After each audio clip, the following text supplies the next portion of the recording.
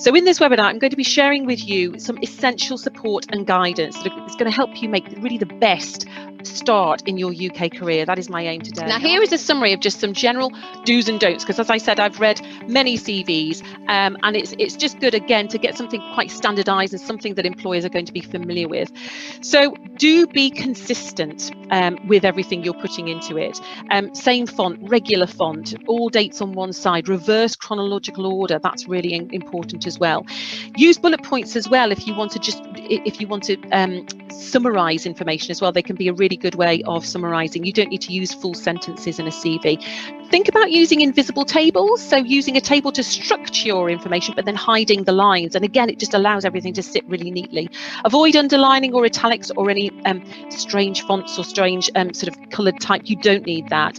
Just Times New Roman, Arial, something very standard is absolutely fine.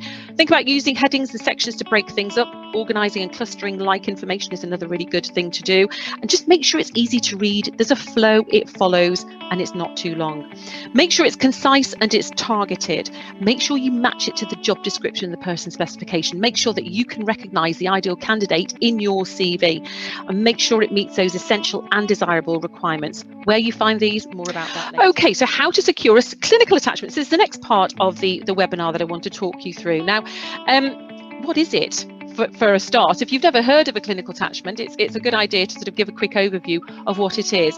It's an observership or an attachment, not shadowing, that's slightly different, but it allows international medical graduates to gain an overview of medical processes, systems in the UK, departments, specialties, trusts, hospitals, wherever it happens to be. It actually puts you in there and gives you first-hand experience of how it is to work in the NHS. Now, the all-important job. How do you get your very first job in the UK? So once your CV is up to date and you're raring to go and you are planning perhaps your clinical attachment, or you've got it behind you, how do you actually go that next step?